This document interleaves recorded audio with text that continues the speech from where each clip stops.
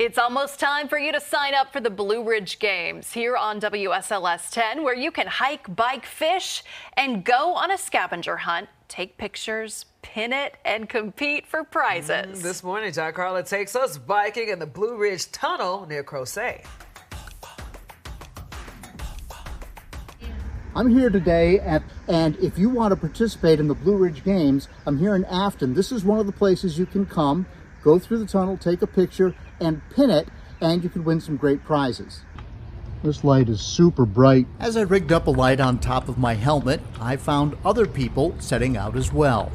I'll put that on, and I am ready to go, and I'll turn this baby on when it gets obviously dark in the tunnel.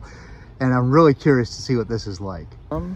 I hope it's like pitch black and kind of like spooky. What kind of gear did you bring with you? Just my hiking backpack and some water and a headlamp and a flashlight. Jerry and Judy from Pennsylvania are driving the entire Blue Ridge Parkway. And why the tunnel today? That's a good stop-off place to bike, so that's why we want to do it.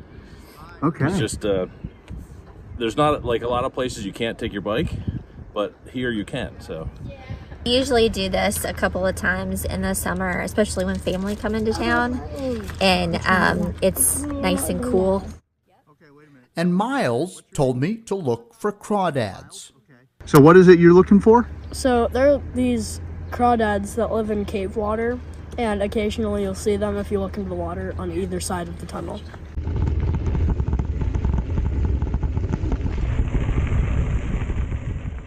There's a lot to think about on this trail, which totals 2.3 miles from one parking lot to the other. The east trailhead is closest to the tunnel. Afternoon. Coming around the corner. Oh my, there it is. Look, there's steam coming off. There's water dripping down from above. Okay, this is cool. This is really cool. Wow. And I am in the tunnel. And it's time to turn on some lights. Inside the tunnel, you can barely see the light from the other end. I don't know if I can see the other side or not. About in the middle, I learned I was crossing underneath the Appalachian Trail. The tunnel's history, construction began in 1850, and more than a dozen Irish and enslaved Americans died during construction. Claudius Crozet was the leader of the project, the town of Crozet named after him. So I'm right here in the mist.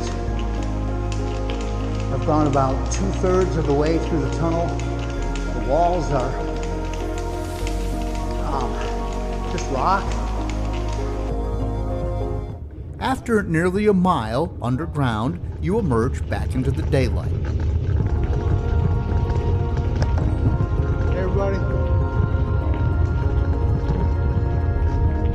Yeah, I like it. Yeah. Definitely worth it.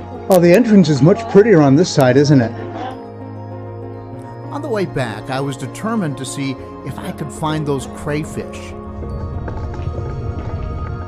It seemed odd to think of that, cruising along 500 feet underground, realizing that all that work resulted in a passage too small for today's trains, so the tunnel was abandoned in the mid-40s and eventually became today's rail trail project.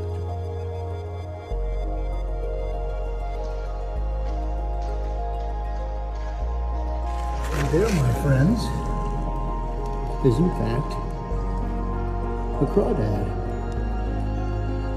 Not the least bit afraid either. Interesting.